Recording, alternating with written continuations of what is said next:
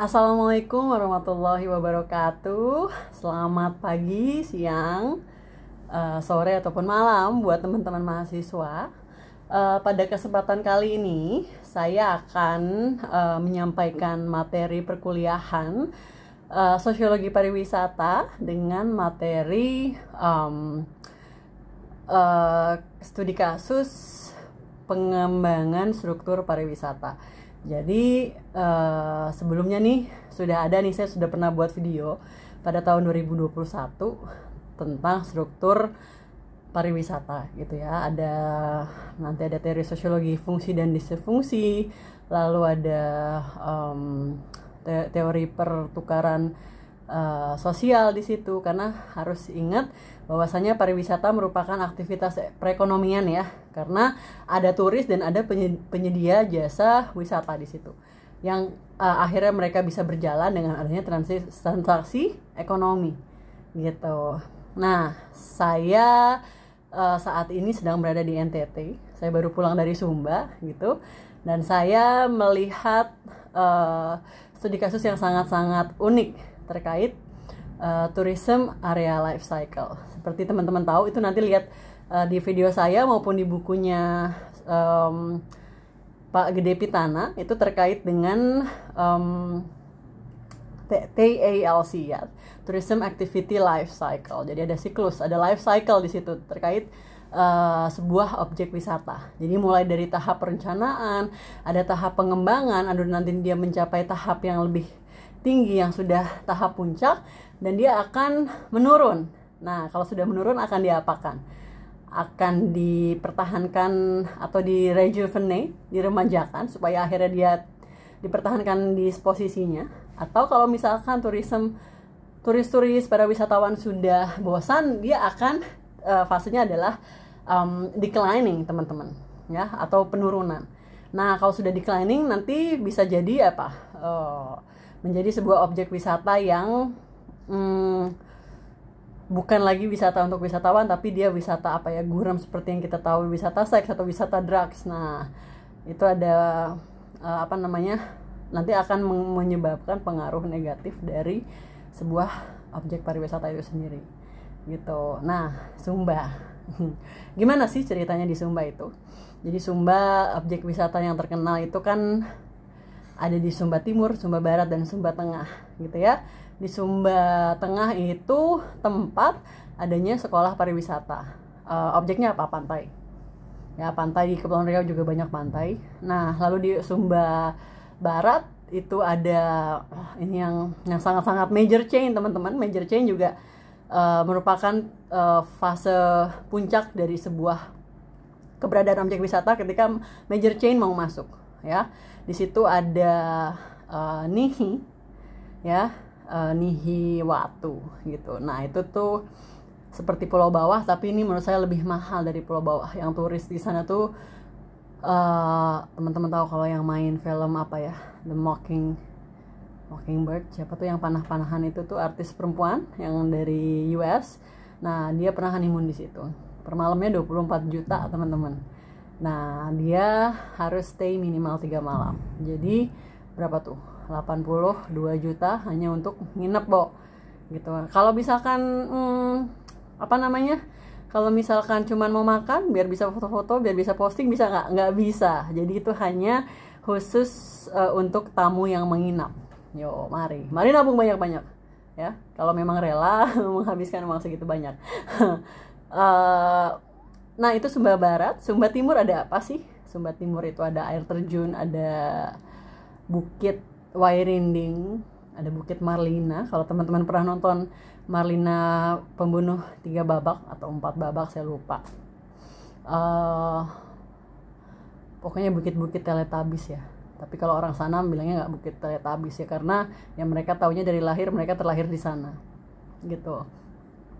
Di Sumba Timur ini, kalau kita balikin lagi, kita relate ke struktur pariwisata, itu belum ada listrik, teman-teman. Kebayang nggak gimana caranya mau mengembangkan objek wisata? Makanya sekarang orang-orang hanya kalau tahu Sumba itu taunya Waikabubak itu Sumba Barat, yang Nihi tadi adalah Lelewatu, ya semua dengan watu-watu itu di Sumba Barat yang mahal. Kalau Lelewatu nggak terlalu mahal, semalam 7 juta gitu, tetap aja ya. Nah, jadi biasanya tuh pariwisata di sana tuh tour gitu, datang ke Waikabubak, pulang dari Waingapu, jadi datang ke Sumba Barat, pulang dari Sumba Timur gitu, explore. Nah, naik jalan darat sekitar 4 jam gitu. Yang lebih maju adalah Sumba Barat gitu ya, karena sudah masuk listrik ke semua. Dan Sumba Tengah yang pantai tadi ya, ada Cap Karoso, saya nggak tahu cara nyebutinnya gimana sih, itu chef internasional yang buka restoran dan akhirnya hotel juga, Sumba Tengah. Nah, di Sumba Timur ini yang memang yang jualannya mereka atau objek wisatanya adalah alam, nature ya, itu yang belum masuk listrik. Kalau Waingapunya ya kota kita landing pesawat, yaitu seperti kota kecil biasa, lalu kita jalan sekitar jalan di mobil ya, bukan jalan kaki, jalan di mobil sekitar 20 menit sudah terpampanglah ciptaan Tuhan yang sangat indah itu ya, perbukitan. Jadi sepanjang mata memandang, kanan kiri bukit, sunrise, sunset, you name it gitu teman-teman. Nah, itu belum ada listrik. Nah, saya mau membahas itu, gimana caranya sebuah objek pariwisata menawarkan tempat menginap tapi nggak ada infrastruktur listrik gitu. Nah, siapa yang mau datang ya, turis mana sih yang mau datang gitu. Nah, kita lihat infrastruktur listrik, air itu sangat penting untuk sebuah pariwisata ya. Nah, berarti yang penting adalah ya supaya si tamunya bisa mandi, ya enggak sih? Karena ini bukan camping di alam luas gitu loh, tapi ini adalah menawarkan sebuah pengalaman menginap di alam gitu. Tapi ada kasurnya gitu ya. Nah, itu sudah mulai dibangun, ada beberapa resort atau villa ya, tapi nggak terlalu mahal. Karena mereka penyedia jasa wisata di sana ini, mereka juga sadar bahwasanya mereka nggak bisa provide banyak-banyak karena listrik yang terbatas. Seperti contoh, kulkas saja nggak punya, jadi makanannya nggak bisa macam-macam. Yang menjadi resiliensi daripada penyedia jasa wisata di Sumba Timur ini adalah listrik tenaga surya. Jadi di sana itu iklimnya ketika kering ya, sangat-sangat kering. Jamur tidak bisa tumbuh gitu, jadi nggak ada yang nggak ada yang kepanuan. Jamur di tanaman nggak ada. Jadi untuk pertanian itu sebenarnya sangat-sangat menguntungkan kalau memang petaninya paham.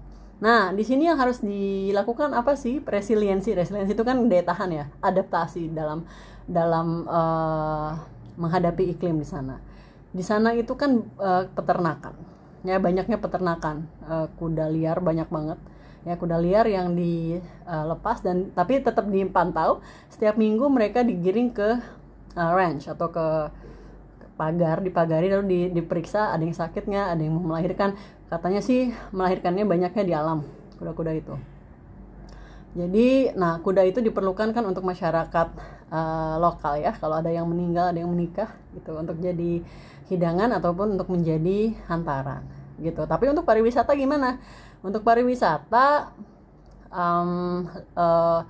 bisa menggantikan kesenangan yang tidak ada TV tadi, tidak ada AC. Jadi di sana itu semua resortnya tidak ada AC. Kalau kipas mungkin bisa, cuman untuk apa gitu ya? Kalau saya wawancara, karena saya juga nginep di sana, untuk apa? Karena kalau malam itu tiba-tiba anginnya dingin sekali gitu, bisa jadi 13 derajat angin itu. Dan angin berhembus seperti bunyi pesawat. Kebayang nggak? Karena itu kan perbukitan semua. Nanti saya share juga foto-fotonya, saya coba edit di CapCut gitu ya. Nah, gitu teman-teman. Jadi infrastruktur listrik di sana nggak ada, tapi ada yang namanya apa dong? Sustainable tourism. Mereka akhirnya memakai sumber daya solar panel. Ya, semua bisa kan? Ya tetap bisa ngecas kok. Gitu ya, sinyal kadang ada ketika angin berhembus tiba-tiba hilang blub gitu kan. Cuman ya wisatawan yang mau datang itu adalah wisatawan yang sebenarnya memang suka sama alam. Coba lihat lagi apa itu wanderlust gitu ya, wanderlust. Kalau sunlust yang mau ke pantai, Jadi kalau Sumba itu ketahuan banget yang misalkan mereka datangnya ke Waika Bubak, itu pasti Sunlust karena itu pantai. Mereka yang datang ke Waingapu itu adalah Wanderlust karena sukanya pegunungan gitu ya. Kalau kita orang Kepri udah tiap hari ngelihat laut. Dari kampus aja ngelihat laut ya. Makanya saya datangnya ke Waingapu, teman-teman. Gitu. Nah, itu infrastruktur. Bagaimana dengan bagaimana sih upaya mereka? Kenapa akhirnya penyedia jasa usaha ini mau membeli tanah dan membuka jasa usaha ini wisata yang belum berkembang? Siapa yang mau datang ke tempat resort yang nggak ada listrik? Tadi segmentednya sudah ada, ya, wisatawan tersegmentasi gitu. Dan masyarakat lokal ini di Sumba itu sudah mulai berlomba-lomba untuk menjual tanahnya dengan harga murah gitu, karena itu tanah mereka tidak beli, tanah itu warisan gitu ya. Jadi mereka dijual sekian ratus juta, untung dong buat saya, bagian saya gitu ya. Nah tapi itu kan gini ya, gimana ya kalau dilihat dari sisi turisme dan reforma agraria, saya bahas di video sosiologi pedesaan gitu ya. Itu sebenarnya masyarakat rugi dalam konteks mereka tidak lagi memiliki communal property, right? Tapi dalam konteks lain, kalau mereka tidak jual dan mereka membiarkan resort yang sudah ada ini berkembang dengan life cycle-nya, siapa yang rugi? Siapa yang untung? Yang untung itu adalah yang sudah punya resort, ya, yang sudah mau terjual. Ini ada yang mau beli tapi nggak mau dijual. Gimana? Nah, itulah makanya harus ada struktur pariwisata yang memang membangun kapasitas masyarakat untuk secara komunal melaksanakan usaha wisata gitu. Jadi seperti desa wisata. Nah, yang lucunya kita di Kepri kita bukan merupakan masyarakat adat ya, tapi kita punya desa wisata. Kalau di sana kebalik, di sana itu di Sumba itu adalah masyarakat adat, tapi justru mereka nggak punya desa wisata gitu. Nah itu yang mungkin sebagai pemberdayaan masyarakat ya, fasilitator masyarakat, bukan pemberdaya ngebohongin masyarakat, nggak boleh. Nah itu tuh kita bisa melihat gitu loh, bahwasanya keterbatasan bukan menjadi sebuah alasan untuk tidak mengembangkan pariwisata. Karena ingat lagi, wisatawan juga sudah tersegmentasi atau sudah terklasifikasi. Mereka datang mau ngapain sih gitu ya, mau healing yang seperti apa sih gitu. Nah berkembangnya gimana? Bisa berkembang, tadi saya sempat tersebut ada sustainable tourism gitu ya. Sustainable tourism itu bagaimana akhirnya wisatawan seperti wisata edukasi gitu ya, mungkin diajarkan dalam resortnya, dalam kawasan resort atau penginapannya itu mereka semua pakai solar panel, mereka semua menanam semuanya organik, dan mereka tidak memakai pupuk pestisida, mereka mendaur ulang sampah-sampah gitu. Itu yang disebut sebagai sustainable tourism. Dan mereka menyediakan sabunnya yang organik, semua serba organik teman-teman gitu.